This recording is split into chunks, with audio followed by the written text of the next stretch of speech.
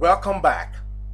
In this video, we shall talk about class-based components. In React, as we proceed further in learning, we are going to realize that components created with functions will not be able to do everything we want to do, except we use a method known as React hooks. Many a times writing React, you are going to find yourself writing class-based components and not using the functional component structure. So to write a class-based component in React, we say import React from React, and we come here.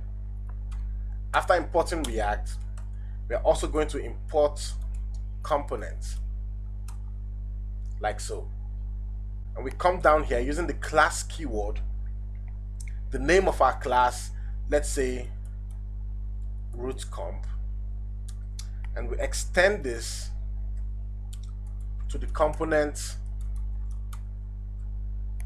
module that we imported right there, React.components, and that's it right there. So in here we'll pass in a render function that will return a JSX. So in our JSX we can just say test in here, and that's it. And also don't forget to come here and export the components. So everything is working fine now. So let's head over to our browser to see what we have. As you can see, we have testing displayed in our browser. So this is the syntax to creating a class-based component in React. Now, if you downloaded the extensions I downloaded earlier on to your VS Code, this will be a right time to make use of it. We can actually generate these boilerplates with some commands. So let's get rid of everything here and just type imrc and hit enter. The import statement has been generated. Come down, type in cc, which stands for class components, and press enter. Then write the name of the component, which is root comp. You can see it's also happening here. Now let's get rid of this state. We shall get to understand that later. Now in our return statement, let's pass in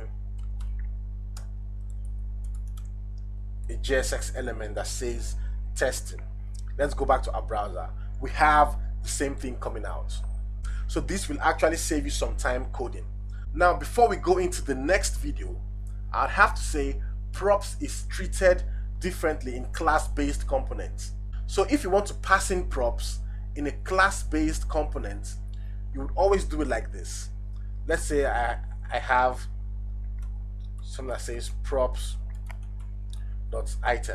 You can see I had this autocorrect that says this.props.item. That's because this is in a class-based component. Don't worry, we are going to see a practical display of this very soon. For now, don't forget to like, don't forget to subscribe, and don't forget to share.